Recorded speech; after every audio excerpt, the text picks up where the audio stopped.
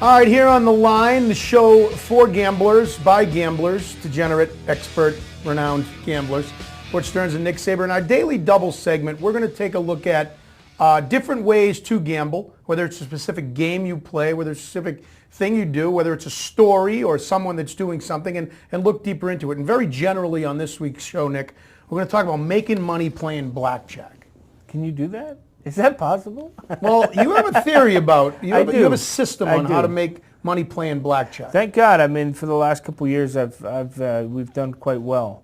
And you know, honest to God, the first rule I have, which sounds pretty basic, but don't drink and play. It's the most basic. Really? I mean, Why, clouds your judgment? You know, exactly. It's that inhibition. It's that, because my second, theory behind playing blackjack is all about betting algorithms. Hide when the cards are bad and bet heavier when the cards are running good. And when you're drinking, you start to, hey, I can win, or I'm not going to lose 2 hands in a row. I can't possibly lose 3 hands in a row. There's no way I can lose 4 hands in a row. And you start doubling up and pressing when you're losing. It's crazy. It's the same thing in a stock market. So you're saying press when you win? Absolutely. Absolutely. And never press when you lose. I mean, again, it's the same thing with buying stocks, right? You don't want to buy in a down market, and you want to buy when it's all the way down and coming back up. You'll make more money buying as a stock's rising than trying to find the low. And it's the same thing with playing blackjack. So again, let's focus on trying to make money playing blackjack. The first rule of blackjack, of course, is 16. Sure. You sit there with 16, and if you have 16, you hit it. If you have 17, you don't. Right. So that's how you play the game. That's the basic thing you learn the first time. But using that demarcation line to make money, one of the things that I've learned watching you is, so if you have anything below 16, this is a mistake I think a lot of people make. If you have a 12, and the dealer has a 3, dealer has a card that if he gets a 10, you think he's going to break, you don't hit. So many people think, well, I'll just get a 7, I'll get an 8, I'll improve my position. Well, I mean, that's it, right? That goes to the whole theory.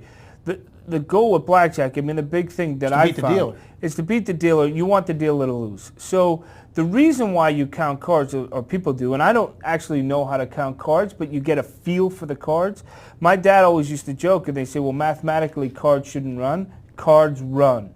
In other words, you'll see a lot of low cards, and then all of a sudden, all the 10s are left in the deck, and the deck becomes more predictable. So if you see a lot of low cards, I always like it when I lose a lot at the beginning of a shoe, because you realize the cards are unpredictable in the beginning, which is going to make them very predictable at the end. You want a lot of low cards to be out at the beginning. So when the dealer has 13, you're hoping that there's a 10 underneath, and they're going to pull a 10, they're going to have 23, they're going to break, and you're going to win.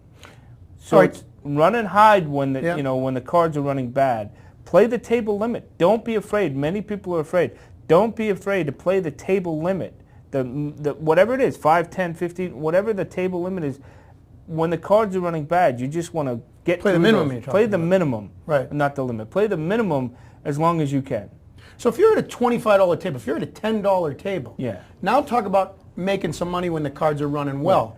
So let's say $25. I'm playing $25. You think the cards are running well. You win. You got $50. You stack it. Yeah. You bet the 50, right? When is it a feel? When do you know when to stop? Well, that's it. I mean, that's the big thing. The biggest thing I've ever seen biggest mistake I've ever seen people make is they'll win 10 hands in a row and they're playing the same $5 or $10 bet. Right. Always at least increase your bet a little bit. My theory, what I like to do, is you start with whatever you call it a unit, whatever the unit is, 5, 10, 25, 100. Say it's $25. We'll pick 100 because it's easy math. Okay. You start with $100 or a $1, whatever it is. You bet that. You win that hand, you keep the $100. You win the second hand, now you've won 2 in a row, you stack it. So now you're betting 200. So now you're betting 200. You win that hand, you keep 100 and you stack it again. Now you're at 300.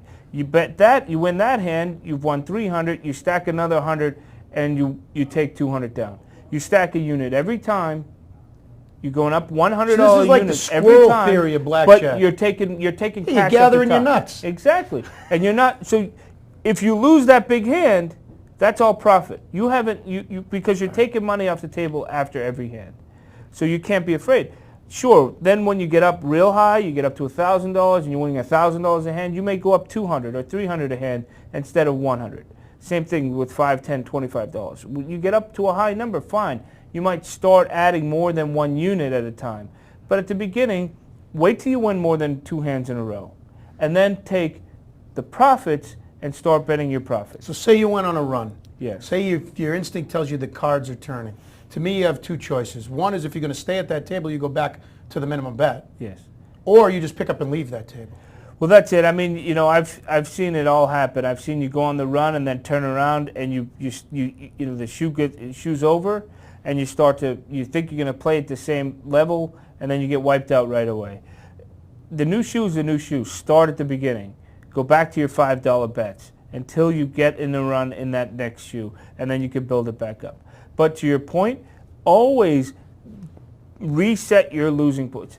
Betting is spending money, not gambling. You got to know that I'm sitting down at the table. I have $200 to spend on playing blackjack, and when that $200 is gone, I'm done.